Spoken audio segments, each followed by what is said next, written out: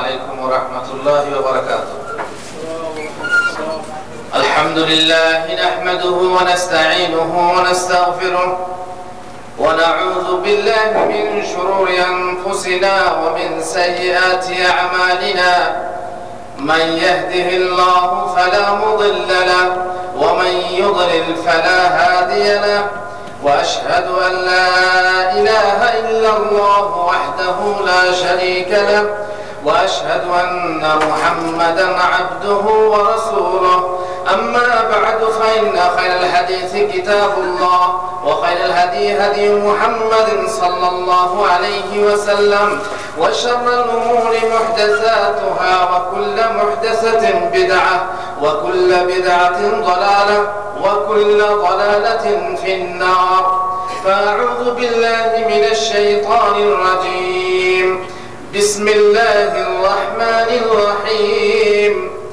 يا أيها الذين آمنوا قوا أنفسكم وأهليكم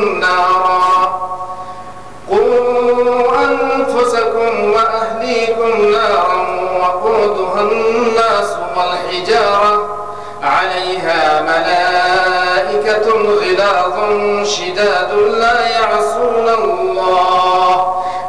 يعصون الله ما أمرهم ويفعلون ما يؤمرون. উপস্থিত ভাতৃমণ্ডলী, যাবতীয় প্রশংসা গুণগান আল্লাহ রাব্বুল আলামিনের জন্য, যে মহান আল্লাহ এই পৃথিবীকে আবাদ রাখার জন্য আদমকে সৃষ্টি করে তার সঙ্গিনী সৃষ্টি করেছেন এবং স্বামী স্ত্রীর মিলনে সন্তান সৃষ্টি এবং তার থেকে এই পৃথিবী আবাদ রাখার ব্যবস্থা করেছেন। শতকোটি সালাম ও দরুদ বর্ষিত হোক মহানবী মহাপুরুষ মুহাম্মদ রাসূলুল্লাহ সাল্লাল্লাহু আলাইহি ওয়াসাল্লামের উপর, যিনি আমাদেরকে পৃথিবী কিভাবে আবাদ রাখতে হবে, পৃথিবীতে কিভাবে শান্তি প্রতিষ্ঠা হবে শিক্ষা দিয়েছেন। কিভাবে সন্তান লালন পালন করব, কিভাবে সন্তান লালন পালন করলে আমরা পৃথিবীতে সর্বোপরি জাতির রূপে পরিচয় দিতে পারবো শিখিয়ে গেছেন। আজকের যে আলোচ্য বিষয় তা যে কতটা গুরুত্ব রাখে আপনাদের কাছে আন্দাজ হবে। অবশ্য যাদের বিয়ে এখনো হয়নি তাদের কাছে আন্দাজ হবে না, কারণ তাদের সে অভিজ্ঞতা নেই। যারা আমরা সন্তানের পিতা তাদের অভিজ্ঞতা আছে, তাদের প্রয়োজন আছে, জানার দরকার আছে কিভাবে সন্তানকে সুসন্তান রূপে গড়ে তুলব। আজকের যে সন্তান কালকে সে ভবিষ্যতের নাগরিক, কালকে সে পুরুষ। ওই যে কবি বলেছে না, ভবিষ্যতের লক্ষ্য আশা মদের মাঝে সন্তরে, শিশুর পিতা ঘুমিয়ে আছে সব শিশুদের অন্তরে। আজকে যাকে আমরা শিশু মনে করছি সে কালকের পিতা। এবার পিতাটাকে পিতা রূপে কি রূপে গড়ে তুলবেন তার ট্রেনিং আছে। একটা ছোট্ট মেয়েকে যে ভবিষ্যতে মা হবে তাকে মা রূপে গড়ে তুলতে হবে। কি রূপে মা রূপে গড়ে তুলবেন তার ট্রেনিং আছে, জানার দরকার আছে, গুরুত্ব আছে। এই জন্যেই আপনাদের যারা এখানে দায়িত্বশীল তারা এই বিষয়টাকে এখতিয়ার করেছেন গুরুত্ব সহকারে জানাবার উদ্দেশ্যে এবং আপনাদের জানার উদ্দেশ্যে এবং সকলের জন্য আমল করার উদ্দেশ্যে। আপনারা জানেন কাল কিয়ামতের দিনে মুহাম্মদ রাসূলুল্লাহ সাল্লাল্লাহু আলাইহি ওয়াসাল্লাম আমাদের সংখ্যাধিক্য নিয়ে কি করবেন? গর্ব করবেন, তাই না? আল্লাহ রাসূল বলেন তোমরা এমন মহিলা বিবাহ করো যে মহিলা সন্তান বেশি দেয়, কেননা কাল কিয়ামতের দিনে আমি তোমাদেরকে নিয়ে গর্ব করব। তার মানে কি বাস পয়দা করতে থাকো, কালকে আমাদের দিনে সংখ্যা 1 2 3 4 মুহাম্মদের উম্মত, এগুলো বলা যাবে নাকি? সুসন্তান প্রকৃত মুসলমান যে হবে, প্রকৃত মহানবীর উম্মত যে হবে, তাকে নিয়ে মহানবী গর্ব করবে, যাকে তাকে নিয়ে গর্ব করা যায় না। এবারে বোঝা গেল কি যে আমরা তাহলে আল্লাহর নবী যদি গর্ব প্রকাশ করতে চাই, তাহলে আমাদেরকে সন্তানদের কে মানুষ করার মতো মানুষ করে গড়ে তুলতে হবে। তবেই আমরা আল্লাহর নবীর সেই আদেশে বা সেই আশা অনুরূপ কাজ করতে সক্ষম হব, নচেত না। এবার চলুন আলোচনা শুরু করি, কারণ সময় খুব কম। মহান আল্লাহ বলছেন, ইয়া আইয়ুহাল্লাযীনা আমানু কু আনফুসাকুম, হে ঈমানদাররা তোমরা নিজেদেরকে বাঁচাও, ওয়া আহলিকুম, তোমাদের পরিজনকে বাঁচাও, পরিবার পরিজনকে বাঁচাও। প্রথমে কাকে বাঁচাবেন? নিজেকে বাঁচান। নিজে বাঁচলে তারপরে পরিবার বর্গকে বাঁচান। কোথেকে বাঁচান? সমস্ত বিপদ থেকে বাঁচাতে হবে, দুনিয়াতে এবং আখিরাতে। আল্লাহ কি বলছেন? নারা, আগুন থেকে বাঁচাও, জাহান্নাম থেকে বাঁচাও। কিরকম জাহান্নাম, কিরকম আগুন? ওয়াকুদুহান নাস ওয়াল হিজারা, যে জাহান্নামের ইন্ধন, যে জাহান্নামের জ্বালানি কি? মানুষ আর পাথর। আমরা গ্যাস দিয়ে চুলো জ্বালাই, কাঠ দিয়ে চুলো জ্বালাই, জাহান্নামের চুলো কি দিয়ে জ্বলবে? মানুষ দিয়ে আর পাথর দিয়ে জ্বলবে। এই কঠিন জাহান্নাম, জাহান্নাম থেকে বাঁচাও। আলাইহা মালাইকাতুন গিলাদুন শিদাদ, যে জাহান্নামের উপরে নিয়োজিত আছেন কঠোর হৃদয় ফেরেশতা, কোনো কথা শুনবেন না। যতই চিল্লাও আর যতই আর্তনাদ করো, কোনো কথা শুনবেন না। কেননা আল্লাহ তাআলার আদেশ আছে না শোনার জন্য। লা ইয়াসুনাল্লাহ মা আমারহুম, তারা আল্লাহ তো নাফরমান হবেন না, আল্লাহ যা হুকুম করবেন তাই পালন করবেন। ওয়া ইয়াফালুনা মা ইউমারুন, আল্লাহর আদেশ মতো কাজ করে যাবেন। অথবা আপনি পানি চাইবেন, পানি দেওয়া হবে, আর দিলেও আপনাকে এমন পানি দেওয়া হবে যে খেলে আপনার আতুরি শুদ্ধ হজম হয়ে গলে নেমে যাবে, আপনার নারী ভুঁড়ি গলে নেমে যাবে। যাই হোক, এমন কঠিন জাহান্নাম, সেই জাহান্নাম থেকে নিজে বাঁচো এবং সন্তান সন্ততি পরিবার বর্গকে বাঁচাও। এটা হলো আল্লাহর নির্দেশ। আমরা জানি এই যে সন্তান, সন্তান আমাদের ঘরে হলো আমানত। আমানত বোঝেন না? বোঝেন না? আমানত তো বোঝেন। দোকানদার, যে দোকানদারের সমস্ত মাল আছে, এই সমস্ত মালের আমানতদারি কার উপরে? আপনার উপরে। এই ইসলামিক সেন্টারে কাজ করেন, ইসলামিক সেন্টারের যে দায়িত্ব, দায়িত্বের মানে আমানত, সেই আমানত তিনার ঘাড়ে, নাকি হিসাব লাগবে? প্রত্যেক মানুষের এক একটা আমানত আছে, সেই আমানত সম্পর্কে কাল কিয়ামতে জিজ্ঞাসা করা হবে। আল্লাহ তাআলা বলেন, ইন্নাল্লাহা ইয়া'মুরুকুম আন তুআদ্দুল আমানাতি ইলা আহলিহা, আল্লাহ তোমাদেরকে আদেশ করছেন যে তোমরা আমানতকে তার যে যথাযোগ্য হকদার তার কাছে পৌঁছে দাও। আমানতকে যথাযোগ্য হকদারের কাছে পৌঁছে দাও। আল্লাহ তাআলা আরো বলেন, ইয়া আইয়ুহাল্লাযীনা আমানু লা তাখুনুল্লাহা ওয়ার রাসূলা ওয়া তাখুনু আমানাতিকুম ওয়া আনতুম তা'লামুন, হে ঈমানদাররা তোমরা খবরদার আল্লাহর খেয়ানত করো না, আল্লাহর রাসূলের খেয়ানত করো না, আর তোমাদের আমানতের খেয়ানত করো না।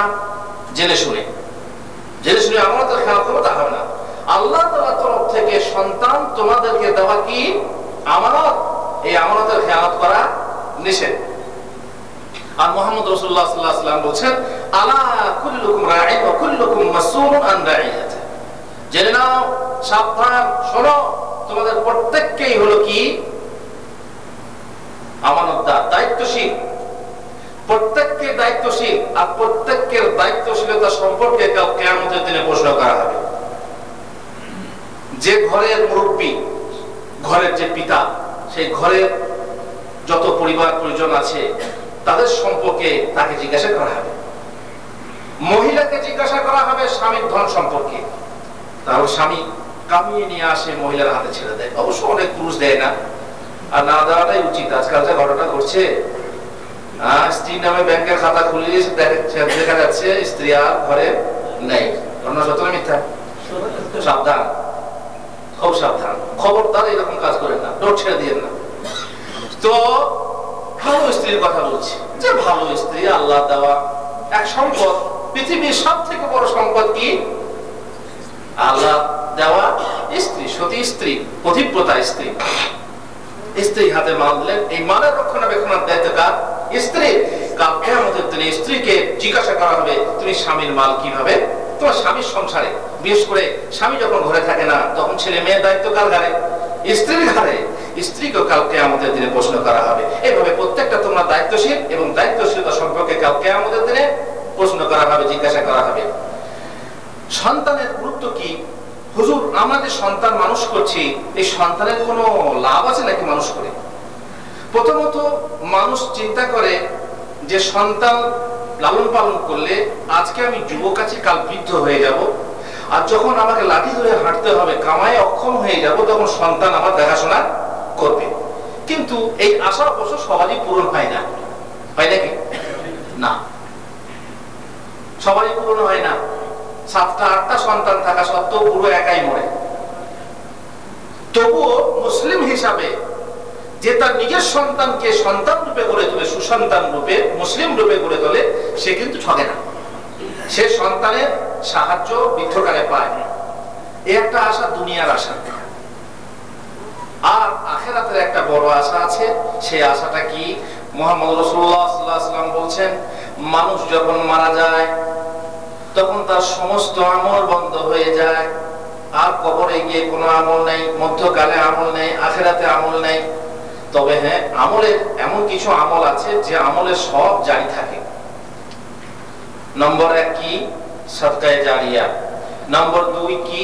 এমন ইলম, এমন জ্ঞান যার লাভ, যার উপকারিতা ধারাবাহিকতা ভাবে বজায় থাকে, এমনকি কিয়ামত পর্যন্ত চলতে থাকে।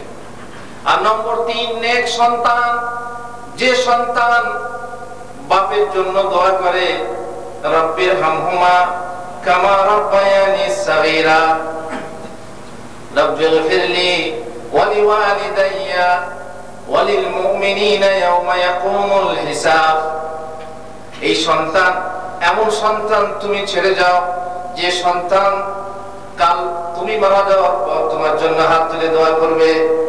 এমন সন্তান ছেড়ে যেও না যে তুমি মারা যাওয়ার পর সন্তান তোমাকে গাল দেবে, শালা বুড়ো আমাদের জন্য কিছুই করে যায়নি, এত বছর বিদেশে ছিল, কিছুই করে যায়নি। এমন সন্তান তৈরি করো না। এমন সন্তান তৈরি করো যে তোমার জন্য দোয়া করবে।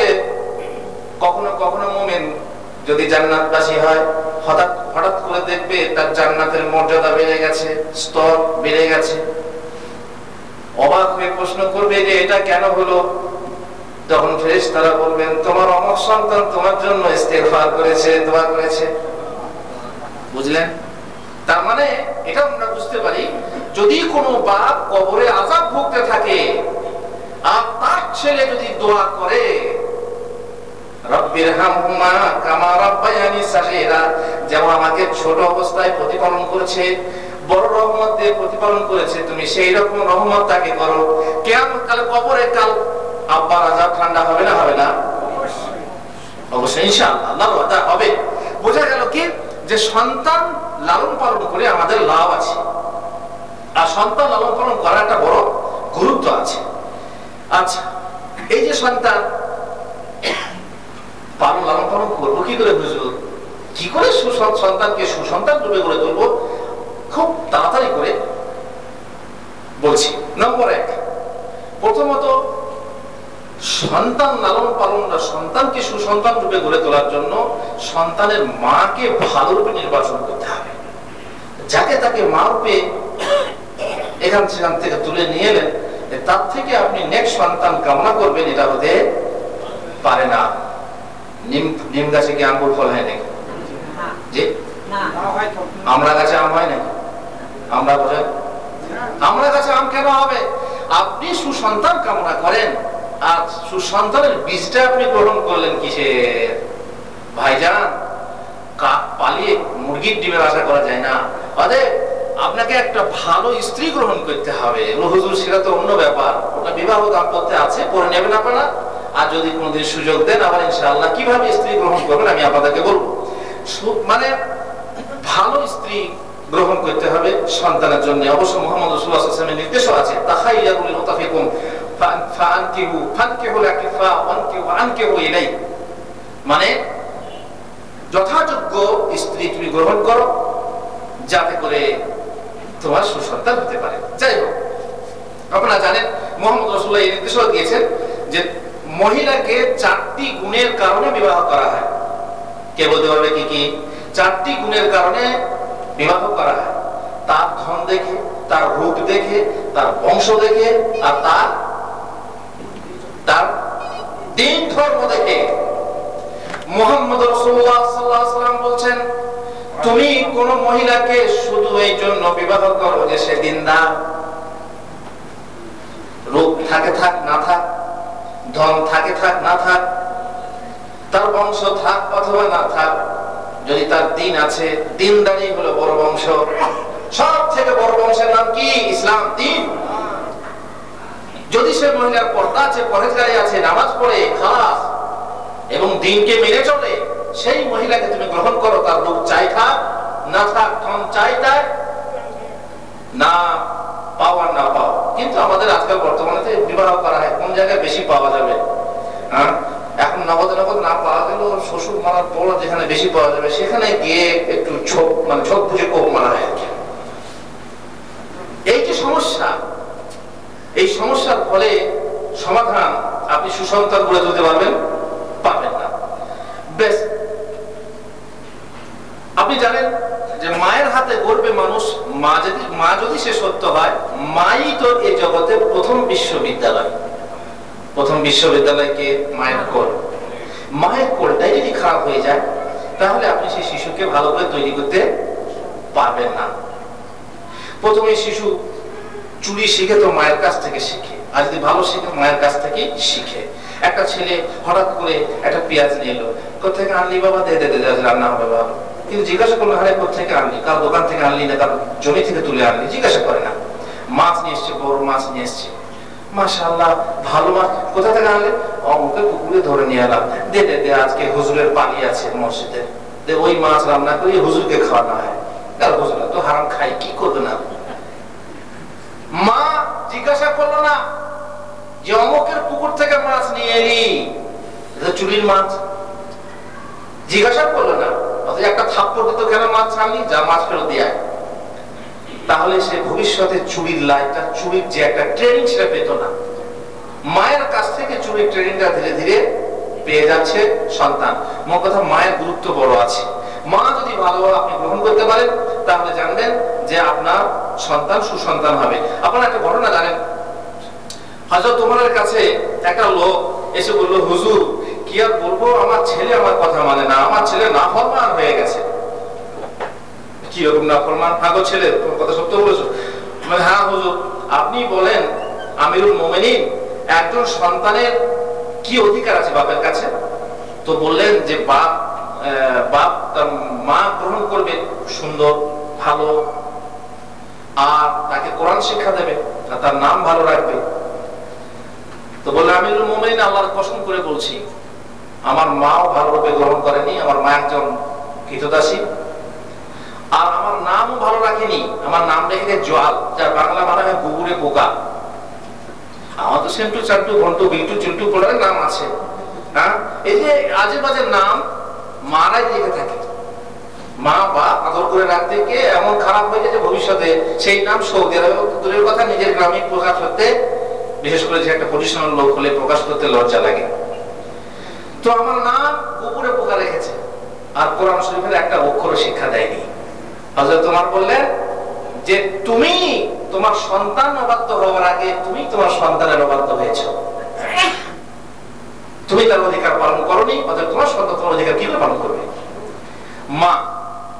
মা ঠিক মতো গ্রহণ করতে হবে, তবে আপনি সেখান থেকে সুসন্তান গ্রহণ করতে পারবেন। নম্বর দুই, সন্তানকে সুসন্তান করার যে পদ্ধতি তা হলো দোয়া। বিশেষ করে মিলনের সময় দোয়া করতে হবে।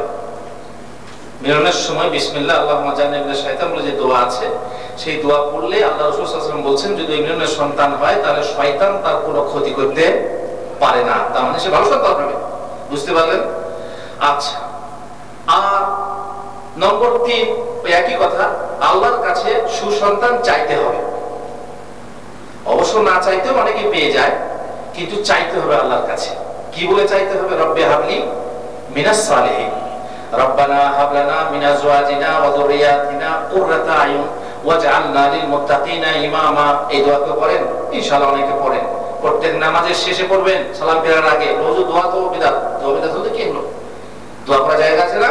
সালাম ফেরার আগে, প্রত্যেক সালাম ফেরার আগে এই দোয়াগুলো পড়েন। রব্বানা হাব লানা মিন আজওয়াজিনা, রব্বি হাবলি মিনাস সালিহিন, আর রব্বিল হামহুমা কামা রাব্বায়ানি সাগীরা, রব্বানা আতিনা ফিদ দুনিয়া হাসানা। এসব দোয়াগুলো পড়তে বলেন না নামাজ সালাম ফেরার আগে। যাই হোক, আল্লাহর কাছে সুসন্তান চান। নম্বর 4, সন্তান যখন ভূমিষ্ঠ হবে তখন আপনি আযান দেন, তার কানে কি করেন? আযান দেন। নম্বর 5, সন্তান যখন ভূমিষ্ঠ হবে, চাহে সে কন্যা হোক অথবা কন্যা সন্তান হোক অথবা ছেলে সন্তান হোক, আপনাকে খুশি হতে হবে। জাহেলি যুগের লোকেদের মতো আপনি ছেলে হলে খুশি হবেন, আর মেয়ে হলে কি খবর? হ্যাঁ বাবু আমার বাচ্চা কি হয়েছে? মেয়ে হয়েছে। আর ছেলে, হ্যাঁ হুজুর মিষ্টি খান কি হলো? না আমার ছেলে হয়েছে। কেন এরকম পার্থক্য হলো কেন? বলে হুজুর বুঝতে তো পারছেন, মেয়ে ছেলে আর কি হবে, 10-15 বছর ভালো করে মানুষ করে খাইয়ে দাইয়ে বড় করে পাঠাতে হবে। এরকম না, এরকম পার্থক্য নির্বাচন করলে জাহেলি যুগের যে কর্মকাণ্ড, সেই কর্মকাণ্ডে আপনি শিকার হয়ে যাবেন। আল্লাহ তাআলা বলেছেন ওয়াইদা বুশিরা আহাদুহুম বিল উনসা যাল্লা ওয়াজহুহু মুসওয়াদ্দান ওয়া হুয়া কাযীম ইয়াতাওয়ারা মিনাল কওমি মিন সুই মা বুশিরা বি আয়ুমসিকুহু আলা হুনিন আম ইয়াদুসসুহু ফিত তুরাব আলা সাআ মা ইয়াহকুমুন। জাহেলি যুগের লোকেরা যখন তাদেরকে মহিলা বা কি বলে মেয়ে ছেলে হওয়ার সংবাদ দেওয়া হতো, তখন তাদের চেহারা কালো হয়ে যেত, রাগে চেহারা কালো হয়ে যেত, আর তারা নিজেদের সম্প্রদায়ের মাঝে লুকিয়ে লুকিয়ে বেড়াতো। লুকিয়ে বেড়াতো লজ্জায়, মেয়ে হয়েছে এই লজ্জা ছিল। পরিবেশটা এরকম ছিল। অবশ্য আমাদের পরিবেশ জাহেলির যুগ থেকে ততটা ভালো নয়। আমরা আজ মেয়ে হলে খুশি হতে পারি না। যাই হোক, আল্লাহ তাআলা নিজেই বলছেন লিল্লাহি মুলকুস সামাওয়াতি ওয়াল আরদ ইয়াখলুকু মা ইয়াশা। আল্লাহ তাআলার জন্য সারা সার্বভৌমত্বটা আল্লাহ তাআলা, তিনি যা ইচ্ছা তাই সৃষ্টি করেন। অনেক সময় আমরা স্ত্রীকে দায়ী করি, প্রথম সন্তান মেয়ে হলো, দ্বিতীয় সন্তান মেয়ে হলো, তৃতীয় সন্তান যদি হয় মেয়ে, তাকে তালাক দিয়ে দেয়। এরকম হয় না? হয় না? বোকাটাকে, আরে বীজ তো তোমার, জমি তো তোমার, বীজ খারাপ তো বেচারে কি করবে? সন্তানটা তোমার বীর্য থেকে হচ্ছে, তোমার শুক্রকীট থেকে হচ্ছে, তোর দোষ কি? কিন্তু বেকুব বোঝে না, স্ত্রীর ঘাড়ে দোষ চাপিয়ে স্ত্রীকে তালাক দিতে চায়। আল্লাহ তাআলা বলেছেন যে তিনি যা ইচ্ছা তাই সৃষ্টি করেন। ইয়াহাবু লিমান ইয়াশাউ ইনাসা ওয়া ইয়াহাবু লিমান ইয়াশাউ যুকুর। যাকে ইচ্ছা তাকে কন্যা সন্তান দান করেন, আর যাকে ইচ্ছা তাকে ছেলে সন্তান দান করেন। আও ইযাওয়িজুহুম যুকরানা ওয়া ইনাসা, অথবা তাকে পুত্র এবং কন্যা উভয়ই দান করেন। ওয়া ইয়াজআলু মান ইয়াশাউ আকিমা, আর যাকে ইচ্ছা তাকে একেবারে সন্তান দেন না, বন্ধা রাখেন, বাঁধা রাখেন। এসব কার তরফ থেকে? আল্লাহর তরফ থেকে। কিন্তু এই বেচারি খামখা স্ত্রীকে দোষ দেয়। যাই হোক, এখন খুশি হতে হবে সবকিছুতে, কেননা সবকিছুই আল্লাহর তরফ থেকে। মুহাম্মদ রাসূলুল্লাহ সাল্লাল্লাহু আলাইহি ওয়াসাল্লাম কন্যা সন্তানের জন্য বলছেন, কি বলছেন দেখেন। হযরত আয়েশা বলছেন, আল্লাহর রাসূল আজকে আমার বাড়িতে এক মহিলা এলো, তার সঙ্গে দুটো মেয়ে, ভিক্ষা চাইলো। আমার কিছু ছিল না, একটা খেজুর ছিল, একটা খেজুর ছিল। তো সেই খেজুরটা যখন আমি দিলাম, তখন সে মহিলা করলো কি, খেজুরটাকে 2 ভাগে ভাগ করে 2 মেয়েকে দিয়ে দিল। কোন কোন রিওয়ায়াতে আছে তিনটে দুজনকে দিল, আর একটা নিজে খেতে যাচ্ছিল, এমন সময় আর একটা মেয়ে খেতে গেল, তখন মহিলা সেটা না খেয়ে মেয়েকে 2 ভাগে ভাগ করে দিল। এই যে একটা মানে করুণ কাহিনী। মা নিজেকে সন্তানদেরকে খাওয়ায়, এমনকি জানোয়াররাও এটা করে। করুণ কাহিনী। মেয়ে ছেলে মানুষ করার জন্য সে যুগেও কষ্ট ছিল, আর এই যুগেও কষ্ট। মুহাম্মদ রাসূলুল্লাহ সাল্লাল্লাহু আলাইহি ওয়াসাল্লাম যখন আয়েশার কাছ থেকে হাদিস শুনলেন, এই কথা শুনলেন, তখন তিনি বললেন যে যারা কোনো মহিলা সন্তান বা কন্যা সন্তানের ব্যাপারে বিপদগ্রস্ত আপদগ্রস্ত হয় এবং তাদের প্রতি সৎ ব্যবহার করে, কুন্না লাহু সিতরাম মিনান নার, তারা জাহান্নামের পর্দা শুরু হয়ে যাবে কাল কিয়ামতের দিনে বা কাল আখিরাতে। কারা পর্দা হবে? ওই কন্যারা, ওই কন্যা সন্তানরা। যে ব্যক্তি দুটো মেয়ে মানুষ করবে সাবালিকা হওয়া পর্যন্ত এবং বিয়ে শাদী হওয়া পর্যন্ত, মুহাম্মদ রাসূলুল্লাহ সাল্লাল্লাহু আলাইহি ওয়াসাল্লাম বলছেন যে কিয়ামতের দিনে আমি আর সে একসঙ্গে থাকবো, জান্নাতে একসঙ্গে থাকবো, দুটো কন্যা সন্তান মানুষ করলে। যাই হোক, আমরা অনেক সময় কন্যাকে ঘৃণা করি, ছেলেকে ভালোবাসি, কিন্তু ভাইজান ফাইন কারিহতুমুহুন্না ফাসান তাকরাহু শাইআ ওয়া ইয়াজআলাল্লাহু ফীহি খায়রান কাসীরা। এমন হতে পারে যে আমরা যে জিনিসকে ভালোবাসি সেই জিনিস আমাদের জন্য ভালো নয়, আর যে জিনিসকে ভালোবাসি না সেই জিনিস আমাদের জন্য ভালো। এই খবর আপনি জানেন না? কে জানেন? আল্লাহ জানেন। আল্লাহ বলেন ওয়া আসা আন তাকরাহু শাইআন ওয়া হুয়া খায়রুল লাকুম। হতে পারে এমন যে তোমরা এমন জিনিসকে ঘৃণা করছো যা তোমাদের জন্য মঙ্গল। ওয়া আসা আন তুহিব্বু শাইআন ওয়া হুয়া শাররুল লাকুম। এমন হতে পারে যে যে জিনিসকে তোমরা পছন্দ করছো, ভালোবাসছো, তা আসলে তোমাদের জন্য অমঙ্গল। ওয়াল্লাহু ইয়ালামু ওয়া আনতুম লা তা'লামুন। এটা আল্লাহ জানেন, তোমরা জানো না। আমরা কন্যা পছন্দ করলাম না, কিন্তু অনেক সময় কন্যা দেখবেন কন্যা নিয়ে এক লোক সুখে আছে, আর অনেক সময় দেখবেন ছেলে নিয়ে পুত্র নিয়ে বড় দুঃখে আছে। ভাই বেটা না বেটা, বেটা লেটা হতে পারে, বেটা না আমি বেটা হতে পারে। আপনার কন্যা দেখবেন কন্যা সবসময় নরম হয়, তার একটা বিধি দিলে হয়তো সে ভবিষ্যতের সাহারা হয়, কিন্তু এই যে পুত্র, তার যখন বিয়ে দেন সে বউকে নিয়ে হয়তো বা কেটে পড়বে, এরকম তো হতে পারে। অথবা আপনি কি করে ছেলেকে পছন্দ করছেন? আমি বলছি না যে ছেলেকে পছন্দ করেন না মেয়েকে পছন্দ করেন, উভয়কেই পছন্দ করেন। আল্লাহ তাআলার তরফ থেকে কোনটা যে মঙ্গল সেটা আপনি বুঝতে পারেন না, বলতে পারেন না। আল্লাহ তাআলা এই সময় আমরা অনেক সময়ে কন্যা সন্তান বুঝে হত্যা করে দিই। এখন তো মেশিন উঠেছে, মেশিন দিয়ে বলতে পারছে যে কন্যা হবে না পুত্র হবে, তখন অনেক পুরুষ করে কি কন্যা দেখে সেটাকে ভ্রূণ অবস্থাতেই নষ্ট করে দেয়। এই নষ্ট করা জায়েজ না জায়েজ? আপনারা জানেন যে না জায়েজ। যেহেতু আল্লাহ তাআলা বলছেন তোমরা ওয়ালা তাকতুলু আওলাদাকুম খাশিয়াতা ইমলাক, খাবার তোমার সঙ্গে খাবে বলে এই ভয়ে তুমি কন্যা বা কি বলে সন্তান হত্যা করো না, আমি তাদেরকে রুজি দেবো। ইন্না কাতলাহুম কানা খিতান কাবীরা, তাদেরকে হত্যা করা হলো মহাপাপ। নম্বর 6, আপনি সন্তানদের জন্য, যে সন্তান হবে তার জন্য দোয়া করেন। কি বলে দোয়া করবেন? যে বাবা আল্লাহ তোকে হেদায়েত দে, বা আল্লাহ তোকে ভালো রূপে মানুষ করো, আল্লাহ তোকে নেক সন্তান তৈরি করো। এরকম সবসময় সন্তানকে দোয়া দিতে হবে। আর খবরদার রাগ উঠলেও বদদোয়া করেন না। আল্লাহ রাসূল সাল্লাল্লাহু আলাইহি ওয়াসাল্লাম বলছেন খবরদার তোমরা নিজেদের উপরে অথবা সন্তান সন্ততির উপরে বদদোয়া করো না। এমন হতে পারে যে সময় তুমি বদদোয়াটা করছো সেই সময় দোয়া কবুল হয় আল্লাহর কাছে, তাহলে নিজের ক্ষতি নিজে করে বসবে, নিজের পায়ে নিজে কুড়ুল মেরে বসবে। অতএব সবসময় দোয়া করো। দেখবেন আপনি বিশেষ করে সৌদি আরবে আপনি দেখবেন আল্লাহ ইয়াহদিক, আল্লাহ ইয়াহদিক কথাটা বললে কিন্তু রাগ হয়, কিন্তু আসলে ওটা কি? আসলে কি ওটা? দোয়া। আল্লাহ ইয়াহদিক মানে কি? আল্লাহ তোমাকে হেদায়েত করুন, এটা দোয়া না? কিন্তু আল্লাহ ইয়াহদিক বললে আমাদের রাগ হয়। সন্তান যখন কোনো অন্যায় করবে তখন আপনি তাকে আল্লাহ ইয়াহদিক কমপক্ষে বলেন, কিন্তু আমাদের সমস্যা হলো বাংলা ভাষায় এরকম দোয়া নেই।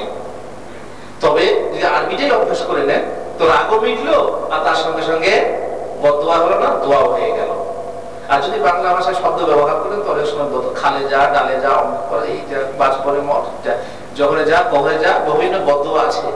দোয়া কিন্তু নেই, বদদোয়া আছে। এইসব যদি বলেন, যদি বাইচান্স আল্লাহর কাছে কবুল হয়ে যায় তো নিজের ক্ষতি নিজে করে বসবেন। খবরদার বদদোয়া করবেন না। এটা করতে জানেন আপনি যে বাপ মায়ের দোয়া সন্তানের হকে আল্লাহর দরবারে কি হয়? কবুল হয়, কোনো সন্দেহ নেই। এটা হাদিসের কথা। অতএব খবরদার বদদোয়া করবেন না, বরং দোয়া করবেন। নম্বর 7, যতক্ষণ বা যত সময় পর্যন্ত দুধ পান করাবার দরকার দুধ পান করাবেন, আর তা হলো কত? পূর্ণ 2 বছর। নম্বর 8, সুন্দর নাম রাখবেন, অর্থবহুল নাম রাখবেন। এমন নাম রাখবেন না যাতে শিরিক হয়, এমন নাম রাখবেন না যাতে আত্মপ্রশংসা হয়। যেমন শাহনশাহ, শাহ আলম, শাহজাহান, অবশ্য অনেকে থাকতে পারেন, তারা তো রেখে ফেলেছেন, করার কিছু নেই। সন্তানদের জন্য একটু চয়েস করে ভালো নাম রাখবে, বুঝতে পেরেছেন, যাতে করে কোনো প্রকারের গোলমাল না বাঁধে। আচ্ছা, নম্বর 9, ছেলের জন্য আকিকা করবেন। ছেলে হলে 2টো আর মেয়ে হলে 1টা। নম্বর 10, সময়ে খতনা করবেন। খতনা মানে আমাদের এখন মুসলমানি বলতে, তাই না? খতনা করবেন। নম্বর 11, ছেলে যখন ধীরে ধীরে ধীরে ধীরে বড় হবে তখন তার বুকে ঈমানি চারা রোপণ করবেন। সন্তান যখন প্রথমই পৃথিবীতে এসেছে, প্রথম যেদিন তুমি এসেছিলে ভবে, তুমি মাত্র কেঁদেছিলে, হেসেছিল সবে। এমনও জীবন তুমি করিবে গঠন, মরিলে হাসিবে তুমি, কাঁদিবে ভুবন। প্রথম সন্তান যখন আসে কাঁদে, তখন আপনি আযানের কলমা শুনিয়েছিলেন। এখন সেই সন্তানকে ইসলামের উপরে মানুষ করার জন্য ঈমানি বীজ তার হৃদয়ে রোপণ করতে হবে। আর তার জন্য প্রথম কাজ হলো কি, প্রথম যখন কথাবার্তা প্রথম বলতে শিখবে, কি শেখাবেন আপনি? লা ইলাহা ইল্লাল্লাহ, লা ইলাহা ইল্লাল্লাহ। পৃথিবী থেকে যখন সে বিদায় নেবে, তার শেষ কালেমা কি হবে? কথা কি হবে? লা ইলাহা ইল্লাল্লাহ। নম্বর 12, যখন 7 বছর বয়স হবে তখন তাকে নামাজ পড়তে আদেশ করেন। মুহাম্মদ রাসূলুল্লাহ সাল্লাল্লাহু আলাইহি ওয়াসাল্লাম বলেছেন যে মুরু আওলাদাকুম বিস-সালাতি ওয়া হুম আবনাউ 7 সিনিন। যখন সন্তান 7 বছরের হবে তখন তাকে নামাজের আদেশ করো। এই সময় যদি নামাজ পড়তে না চায় তো মারধর করা হবে না। 7, 8, 9, 10, 10-এ যখন যাবে, যেদিন 10 হলো 10 পাই না, তখন আপনি কি করেন? মাঝামাঝি লাগান, উত্তম মধ্যম। কিসের জন্য? নামাজের জন্য। তখন নামাজের জন্য মার দিতে হবে। কারণ 10, 11, 12, 13, 14, 15 বছর, এই 5 বছরের মধ্যে থেকে যদি নামাজের ট্রেনিং না দিতে পারেন তো দেখবেন সে টেরা হয়ে যাবে, আর নামাজ পড়বে না। অতএব এই যে ট্রেনিং, নামাজের ট্রেনিং আপনাকে দিতে হবে 7 বছর থেকে। এই কথা কোরআনে বহু জায়গায় এসেছে, আপনার টাইম বেশি নেই বলে সেগুলো আমি যাচ্ছি না। নম্বর 13, সুন্দর আখলাক, চরিত্র, ব্যবহার, ভদ্রতা, শিষ্টতা আপনাকে শেখাতে হবে। ঘরের মধ্যে যদি আপনি অশিষ্টাচার নিজে হন এবং স্বামী স্ত্রীতে যদি নোংরা ব্যবহার করে, তো ছেলেরাও নোংরামি শিখবে। ঘরের পরিবেশকে ভালো করে তুলুন, তাহলে পরে সে ভবিষ্যতে চরিত্রবান হয়ে গড়ে উঠবে। বিশেষ করে মুহাম্মদ রাসূলুল্লাহ সাল্লাল্লাহু আলাইহি ওয়াসাল্লাম বলেছেন, কুল্লু মাউলুদিন ইউলাদু আলাল ফিতরা। প্রত্যেকটা শিশু ইসলামী প্রকৃতি নিয়ে জন্ম নেয়। তারপরে তার মা বাপ তাকে যে যে ধর্মের যে যে প্রকৃতি, সেই প্রকৃতি বানিয়ে তোলে। অবশ্য পারিপার্শ্বিক বা বাইরের কোন প্রকৃতি সে যদি পায়, সে ভালো হতেও পারে অথবা খারাপ হতেও পারে। অনেক সময় দেখা যায় যে বাবা মা ভালো কিন্তু ছেলে খারাপ হয়ে গেছে। কেন হয় এটা? বাইরের কোন পরিবেশ সে পেয়ে থাকে। এই জন্যই বলে কাকের ডিম সাদা হয়, পণ্ডিতের ছেলেও গাধা হয়। হয় না? হয় না? হ্যাঁ। আর এ কথাও বাংলাতে বলে যে সেই মতো রুটি, কি বলে, যে মতো আটা হবে সেই মতো রুটি, আর সেই মতো যেই মতো মা হবে সেই মতো বেটি। বুঝলেন তো?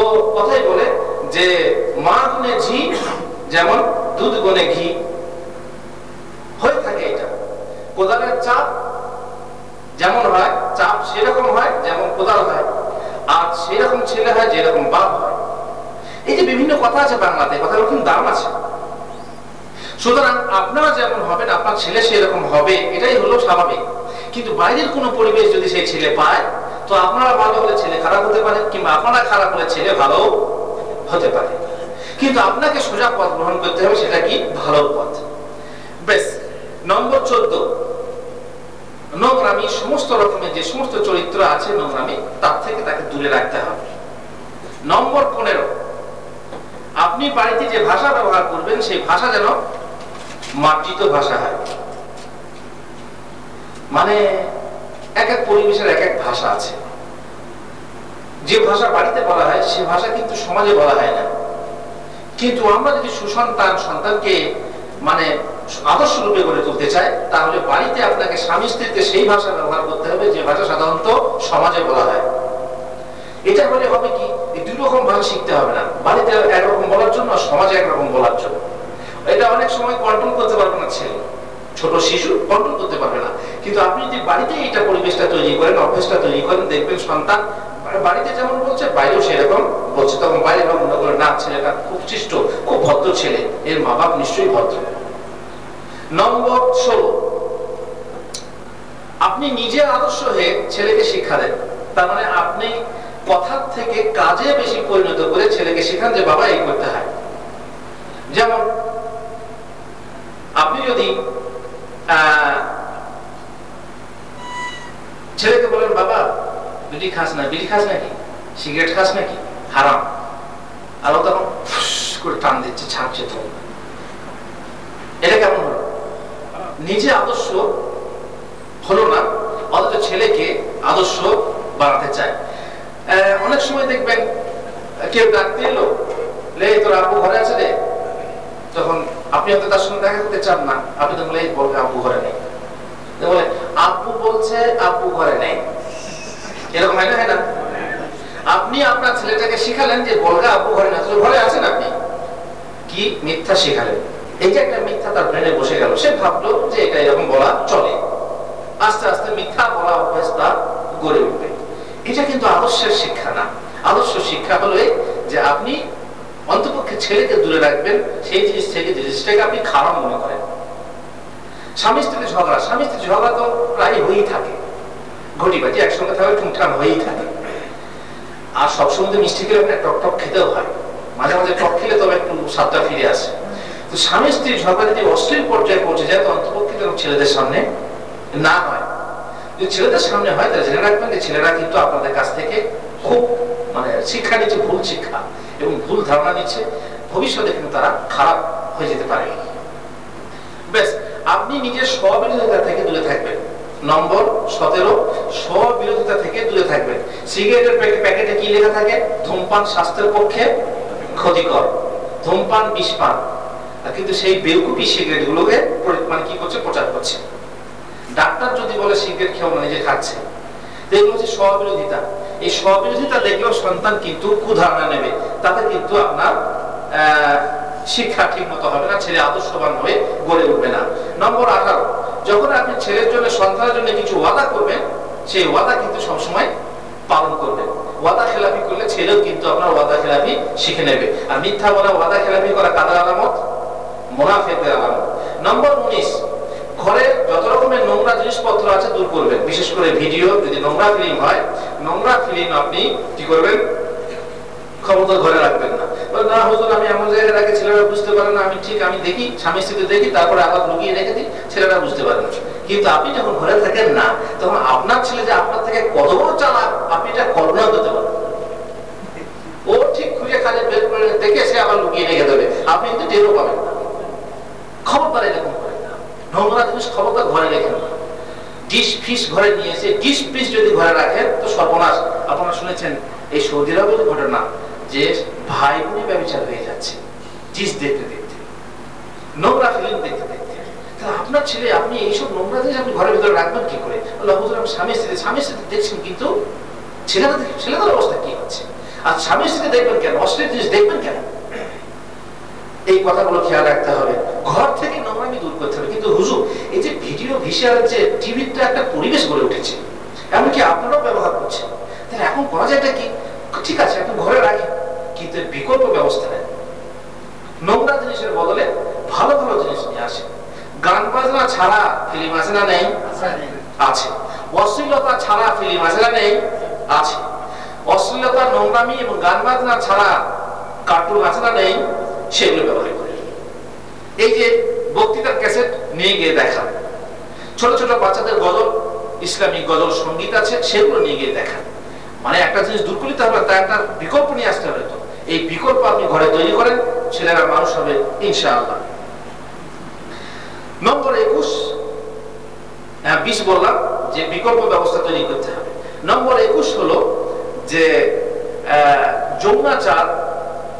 যৌনাচার থেকে ছেলেকে দূরে রাখতে হবে। যৌনাচার থেকে একটু খুলে বলি, যাদের বিয়ে না হয়েছে, আপনি স্বামী স্ত্রীতে মিলন করবেন, কিন্তু সেই ঘরে করেন না যে ঘরে আপনার ছেলেরা আছে। আপনি হয়তো ভাববেন ঘুমিয়ে আছে, কিন্তু এমনও হতে পারে যে সে ঘুমিয়ে নেই। আপনাদের যৌনাচার যদি দেখে ফেলে, তাহলে সেই ছেলেরা যৌনাচারে অভ্যস্ত হয়ে পড়বে, বাইরে সেটাকে মানে নিজেরা মস্কা করার চেষ্টা করবে। ফিল্মে দেখতে তো হতেও পারে, কিন্তু অনেকে মা বাপের কাছ থেকে, গাফেল মা বাপ, উদাসীন মা বাপ, যারা এটা খেয়াল করে না, কিছুই মনে করে না, কিন্তু তার ছোট্ট বাচ্চা 7-8 বছরের বাচ্চারা শিখে গিয়ে সেটাকে সর্বনাশ করে ফেলে বাইরে। সুতরাং এটা খেয়াল রাখবেন, খবরদার। এটা কিন্তু বিশেষ করে ছোট বাচ্চা হোক, যত বড়ই বাচ্চা হোক, এক রুমে যেন না হয়। নম্বর 22, আপনি চেষ্টা করবেন ছেলেরা যেন মেহনত করে। সব সময় তুলোর মতো তাকে তোলা কাপড়ের মতো রেখে দেবেন, কোন একটা কাজ করুন না, তোলা করছেন আমি করি না, না না, খবরদার। আপনি কোন আপনার ছেলেকেও করান, ছেলেকে মেহনত করতে শেখান, মেহমানের খেদমত করতে শেখান। বাবা পানি নিয়ে শুতো, বাবা ভাত নিয়ে শুতো, না না বাবা তুমি বসো। তোমার অনেক বাপ আছে ও দয়াবান, যে ছেলেদেরকে কাজ করতে দেয়, নিজে সব কাজ করে। এরকম করবেন না, খবরদার। ছেলেদেরকে শেখান, ছেলেদেরকে মেহনত করতে শেখান। যখন আপনি একটা টাকা কোন ফকির মিসকিনকে দান করবেন, আপনি নিজের হাতে করেন না, আপনার ছেলেকে দান করবেন। এটা কি হয়? অভ্যেস হয়, এটা ট্রেনিং হয়, ভালো হয়। ছেলেকে মেহনত করতে শেখান, কাজ করতে শেখান, তবে সে ভবিষ্যতে কাজ করে খেতে শিখবে। নম্বর 23, ছেলে যে বয়সের ছেলে ঠিক সেই রকম ব্যবহার করে। একটা ছেলের 7 বছর বয়স, তাকে যেমন হুকুম করবেন, থাপ্পড় মারবেন। একটা ছেলের 15 কি 17 বছর বয়স, তাকে সেরকম হুকুম থাপ্পড় মারা চলবে না, তাহলে ঘুরিয়ে আপনাকে থাপ্পড় মেরে দেবে। সুতরাং তার বয়স খেয়াল রেখে আপনি তাকে আদেশ করবেন, হুকুম করবেন। আর একটা কথা আছে যে কাপুরা ইবনু আখি, যখন তোমার ছেলে ডাগর হয়ে যায়, বড় হয়ে যায়, তখন তুমি তাকে ছেলে মনে করো না, ভাই মনে করো। এটা হিকমতের কথা, জ্ঞানের কথা। তো ছেলে ছোট আছে, ছেলের মতো ব্যবহার করো, যখন বড় হয়ে যাবে তখন ভাইয়ের মতো ব্যবহার করো। বুঝতে পেরেছেন? ব্যাস। ছোট ছেলে ছোট থাকলে তাকে আপনি যেভাবে ইচ্ছা তাকে গড়ে তুলতে পারেন। একটা কাদা, যখন কাদা নরম থাকে, সেই কাদাটাকে আপনি ইচ্ছা করলে গ্লাস করলেন, আবার ভেঙে না না না একটা জগ করতে পারেন, আর ভেঙে না একটা হাঁড়ি করতে পারেন। কিন্তু সেটা যদি পুড়িয়ে ফেলা হয় তাহলে হবে না। ছেলে বড় হয়ে গেলে পারবেন না, ছোট অবস্থাতে তাকে মানুষ করে নিতে হবে। নম্বর 24, আপনি ছেলে মতিগতি লক্ষ্য করবেন। ছেলে কিভাবে থাকছে, কিভাবে খাচ্ছে, কোথায় শুচ্ছে, কিভাবে শুচ্ছে, কি দেখছে, কার সঙ্গে ঘুরে বেড়াচ্ছে, তার বন্ধুকে, হ্যাঁ, তার পকেটে কি পাওয়া যায়, তার বিছানার নিচে কিছু আছে কিনা, এইসব একটু লক্ষ্য করতে হলো। হুজুর এই জাসুসি করতে কেন বলছেন? না, জাসুসি না, এটা আপনার ছেলেকে মানে নোংরামি থেকে দূরে রাখার জন্য আপনাকে আগে থেকে সাবধানতামূলক ব্যবস্থা গ্রহণ করতে বলা হচ্ছে, যাতে করে এমন না হয় যে আপনি বুঝতে পারবেন না আপনার ছেলে হয়তো কারোর সঙ্গে গিয়ে বিড়ি সিগারেট খেতে ধরেছে, আপনার ছেলে হয়তো কারোর সঙ্গে গিয়ে তাস খেলতে শুরু করেছে, আপনি খেয়ালই করলেন না। এক নোংরা ছেলের সঙ্গে সে বন্ধুত্ব করে সে নোংরা জায়গায় যায়, নোংরা জিনিস দেখে। এগুলো আপনার খেয়াল করতে হবে না। ছেলে এখন বড় হলে ঠিক হয়ে যাবে, খবরদার মনে করেন না। ছেলে বড় হলে আপনি ঠিক হয় না, তাকে ঠিক করতে হয়। ছোট থেকে আপনি তার গতিবিধি লক্ষ্য করলে আপনি তাকে সোজা পথে নিয়ে যান, ইনশাআল্লাহ ছেলে আপনার সোজা হয়ে মানুষ হবে। আর জেনে রাখবেন যে ছেলেদের উপরে ভরসা করলেও বেশি ভরসা করেন না। ছেলেদের উপরে ভরসা করেন, বিশ্বাস রাখেন ছেলেদের উপরে, অবিশ্বাস করেন না। কিন্তু একেবারে বিশ্বাস হারিয়ে ফেলেন না যে না আমার ছেলেরা খুব ভালো, আমার ছেলেরা এরকম করতে পারে না। খবরদার এরকম মনে করেন না, সন্দেহ আপনাকে রাখতে হবে, তবে আপনি মানুষ করতে পারবেন। নম্বর 25, যদি কোনো ভুল করে ফেলে ছেলেরা, সেই ভুলটাকে খুব বড় করে দেখেন না, সেই ভুলটাকে খুব বড় করে দেখেন না। তার মানে মোটামুটি একটা শাস্তি দিয়ে তাকে ছেড়ে দেন, তবে একেবারে যে তাকে ছেড়ে দেওয়া হবে এটা ভেবেন না। নম্বর 26, যে অনুপাতে আপনার ভুল করেছে সেই অনুপাতে তাকে শাস্তি দেন। এমন নয় যে লঘু পাপ আর গুরুদণ্ড, ছোট পাপ করে বড় দণ্ড দিয়ে দিলেন। হ্যাঁ, সব সময় আল্লাহ রসুল করতেন কি, ঘরের মধ্যে সবসময় চাবুক টাঙিয়ে রাখতেন। আল্লাহ রসুল নিজে বাড়িতে চাবুক টাঙিয়ে রাখতেন। কেন না, ঘরের লোকরা ওই চাবুকে দেখে খেয়াল করবে আর ভাববে যদি ভুল করি তো চাবুক পড়বে আমার উপরে। আপনিও বাড়িতে আল্লাহ রসুলের অনুসরণে একটা চাবুক টাঙিয়ে রাখবেন, ছড়ি টাঙিয়ে রাখবেন, বলে দেবেন দেখ যে ভুল করবে, অন্যায় করবে, এই চাবুকের বাড়ি লাগবে। দেখবেন অনেকটা ভুল আগে থেকেই সংশোধন হয়ে গেছে। তবে হ্যাঁ, শাস্তি দেওয়ার সময় ক্ষমতার কঠিন শাস্তি দিয়ে না। একটা ছোট ভুল করেছে, আপনি দেখেন এমন মারলেন তার হাতটি ভেঙে গেল, তাহলে কি অবস্থাটা হবে? ক্ষতি হলো। একটা সত্য ঘটনা বলি। এক ছেলে খেলতে খেলতে বড় মানে কি বলে আপনার গুরফাতুল নম যাকে বলে, যে বেডরুমের বড় আয়না ভেঙে ফেলেছে। আয়না যখন ভেঙে ফেলেছে তখন বাপের রাগ হয়েছে, আমি আয়না ভেঙে ফেললি দিয়ে মার, এমন মার যে হাতটা আপনার শেষ করে হাসপাতালে নিয়ে গেলে দেখা হলো যে হাতটাকে কেটে ফেলতে হবে। এমন মার মেরেছে বেমৌকা যে তার হাতটাকে কেটে ফেলতে হলো। ওই ছেলে যখন হাসপাতাল থেকে বেরিয়ে এলো তখন কত একটা মধুর কথা বললো, আব্বা আমার হাতটা ফিরিয়ে দাও, আব্বা আমি আর জীবনে কোনোদিন কাঁচ ভাঙবো না, বা আয়না ভাঙবো না। পারবেন হাতটা ফিরিয়ে দিতে? দেখলেন, ভুল বুঝতে পেরেছে ছেলে, যা আয়না ভাঙা অন্যায় কাজ, বলছে আব্বা হাতটা আমার ফিরিয়ে দাও, আর জীবনে আমি আয়না ভাঙবো না। শিক্ষা দেওয়া হলো, কিন্তু যে জিনিসটা আপনি নষ্ট করে দিলেন সেটা ফিরে পেলেন না। অথবা এমন শিক্ষা দেন যে ছেলে বুঝতে পারছে এটা ভুল, কিন্তু তার অঙ্গহানি করলে তো হবে না, ক্ষতিকার করলে। যাই হোক, যেমন পাপ হবে ঠিক সেই রকম দণ্ড, লঘু পাপ পুরো দণ্ড খবরদার করবেন না। অথবা মশা মারতে খবরদার কামান রাখবেন না। মশা মারতে কি দরকার? ছাপ্পড় দিলেই হয়। হ্যাঁ, কামান গুলি নিয়ে এসে মশা মারবেন, নিজের ক্ষতি করে বসবেন। যাই হোক, বেশি কথা বাড়িয়ে লাভ নেই। নম্বর 27,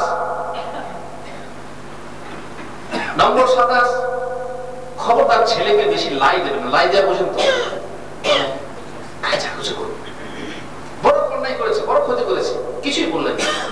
নামাজ পড়তে যায়নি, মা বললো দেখো নামাজ পড়তে যায়নি, আচ্ছা বড় হলে যাবে, ঠিক না, খবরদার এরকম লাই দিন না। অনেক সময় দেখা যায় যে আমরা পার্থিব কাজের জন্য ছেলেকে বড় শাসন করি, কিন্তু দিনের কাজের জন্য শাসন করি না। যদি বলে নামাজ পড়েনি, আচ্ছা বড় হলে পড়বে। আর যদি বলা হয় যে আজকে ওই কাজটা করেনি, স্কুলে যায়নি, কিংবা স্কুলে যাওয়া একটা বড় পাপ, না যাওয়াটা বড় পাপ, মনে করুন যে একটা পার্থিব কোনো কাজ করেনি, তখন আপনি তাকে চট থাপ্পড় মারবেন, বকাবকি করবেন, কিন্তু নামাজ পড়ার জন্য করবেন না। ফজরের নামাজ পড়ার জন্য ওঠাচ্ছেন, মা হয়তো বলছে ছোট ছেলে এখন ওঠাতে হবে না, ঘুমায় থাক, কিংবা আপনি ভাবছেন যে না ছোট ছেলে এখন থাক, ফজরের সময় ওঠাবো না। কিন্তু যখন ছেলের পরীক্ষার দিন হবে তখন তো ওঠাবেন। তো পরীক্ষার দিনে যেমন ওঠান ফজরের সময়ে, যে আগে থেকে পড়াশোনা কর, কি স্কুল যাওয়ার জন্য যেমন ওঠান, তেমনি ফজরের নামাজের জন্য ওঠাতে পারেন না? কি পার্থক্য হলো? সুতরাং উভয় বিষয়ে খেয়াল রাখবেন, যাতে করে ছেলে ঠিক ভালোভাবে মানুষ হয়। তারপরে মা বাপের, মায়েরও উচিত যে আব্বার অবর্তমানে যদি ছেলে মেয়ে কোনো পাপ করে, সেই পাপকে গোপন না রাখা, বাপের কানে তুলে দেওয়া। হয়তো অনেক সময় শাসনের ভয়ে মা গোপন করে, কিন্তু এই গোপন করাটা বিরাট ক্ষতি। আমরা যারা বিদেশে আছি তাদের সব থেকে বড় ক্ষতি হলো নিজেদের ছেলেরা তরবিয়ত পায় না। ছেলেদেরকে তরবিয়ত দিতে গেলে নিজের বাপকে ছেলের সঙ্গে সঙ্গে থাকতে হবে। এইভাবে বিদেশের থেকে কোনো ছেলে মানুষ হতে পারে না, ভালোরূপে বিশেষ করে মানুষ হতে পারে না। এখন যদি আপনি আছেন, অথচ মা যদি সেই পাপকে গোপন রাখে, তাহলে জেনে রাখবেন সেই ছেলে আস্তে আস্তে আপনার অজান্তে খারাপ হয়ে যাচ্ছে, আপনি বুঝতে পারছেন না। সুতরাং মায়েরও উচিত না এটা গোপন করা, আর বাপেরও উচিত না যে কোনো শাসনকে উপেক্ষা করা, বরং সময়ে শাসন করে দেওয়া।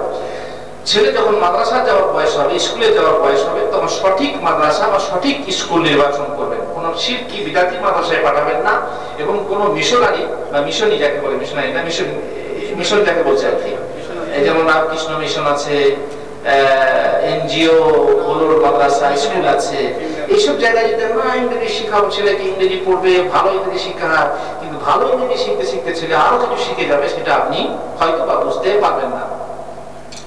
নম্বর 29, যখন আপনি মসজিদে যাবেন, ছেলেকে মসজিদে নিয়ে যাবেন সঙ্গে।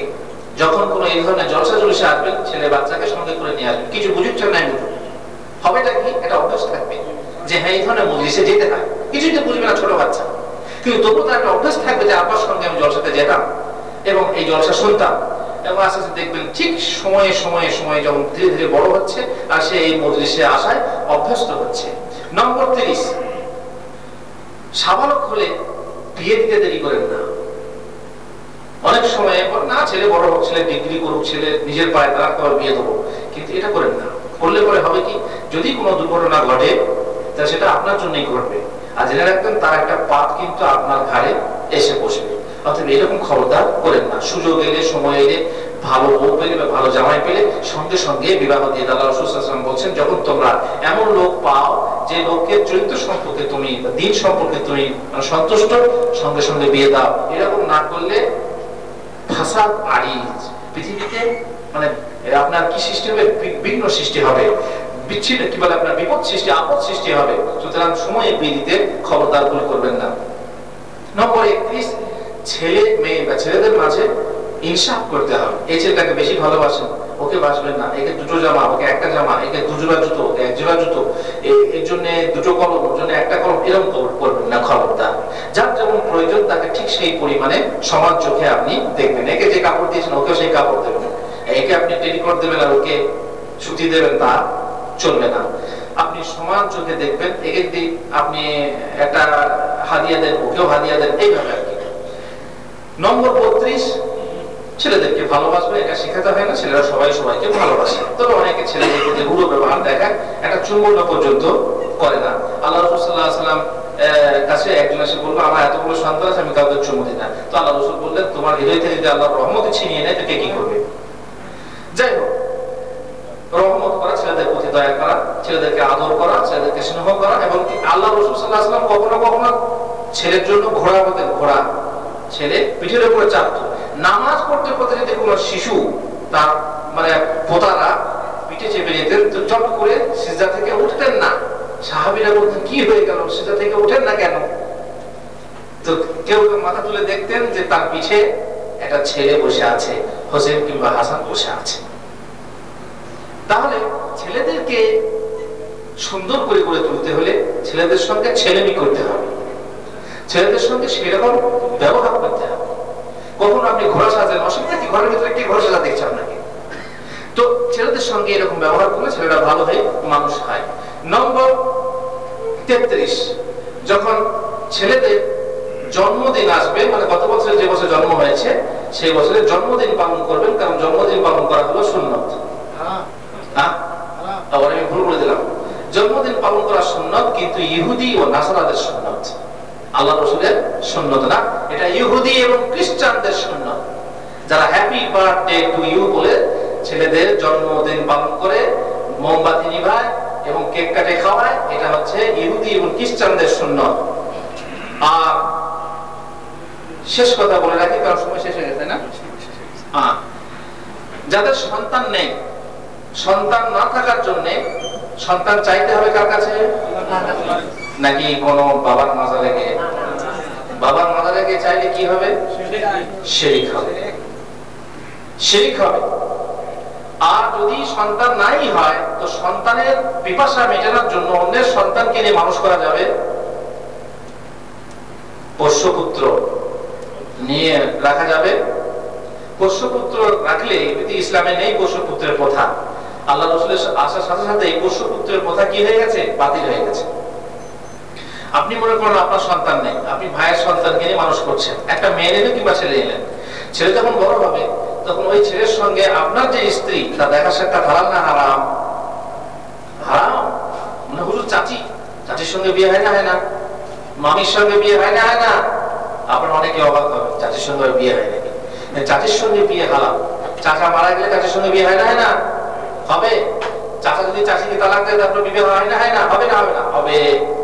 আপনি যখন ছেলেটাকে মানুষ করবেন, সেই ছেলে বড় হলে ওই ছেলের সঙ্গে আপনার স্ত্রীর এক জায়গায় থাকা হবে না, নির্জনতা বাস করা হবে না, দেখা সাক্ষাৎ হবে না, ইত্যাদি ইত্যাদি। আর যদি কারো মেয়ে নেন, তাহলে তার সঙ্গে আপনার দেখা সাক্ষাৎ হবে না, একসঙ্গে নির্জনতা অবলম্বন করা হবে না, ইত্যাদি ইত্যাদি। বিভিন্ন ক্ষতি আছে। অতএব সন্তান বা সন্তান পালা যাকে বলে, কিংবা পোষ্যপুত্রের যে একটা কথা আছে, সেই কথা কিন্তু ইসলামে নেই। আর শেষ কথা বলে আমি শেষ করছি। আল্লাহ তাআলা বলেছেন, ইয়া আইয়ুহাল্লাযীনা আমানু ইন্না মিন আযওয়াজিকুম ওয়া আওলাদিকুম আদুওয়াল লাকুম ফাহযারুহুম। তোমাদের কিছু সন্তান সন্ততি, তোমাদের স্ত্রীর পরিজন তোমাদের দুশমন, তোমাদের শত্রু, অতএব তোমরা সাবধান থেকো। বলে হুজুর এই যদি তো বেশি সন্তান নিয়ে অপারেশন করে দিই, এর উদ্দেশ্য তা না যে অল্প সন্তান না। এর উদ্দেশ্য হলো তোমার সন্তান সন্ততি তোমাকে আল্লাহর ইবাদতে কি রাখবে? মশগুল রাখবে। দুশমন তারা, অতএব সাবধান হয়ে যাও। শেষ হয়ে গেছে, এই জন্য আল্লাহ তাআলা এই আয়াত পাঠ করে শেষ করছি। ইন্নামা আমওয়ালুকুম ওয়া আওলাদুকুম ফিতনা ওয়াল্লাহু ইনদাহু আজরুন আযীম। তোমাদের সন্তান, তোমাদের মাল সম্পদ তোমাদের জন্য ফিতরা স্বরূপ, আর আল্লাহর কাছে রয়েছে বড় আযাব। আল্লাহ তাআলা আমাদেরকে তৌফিক দেন সুসন্তান লালন পালন করার। ربنا آتنا في الدنيا حسنة وفي الآخرة حسنة وقنا عذاب النار. ربنا هب لنا من أزواجنا وذرياتنا قرة أعين واجعلنا للمتقين إماما. وصلى الله على نبينا محمد وعلى آله وصحبه أجمعين.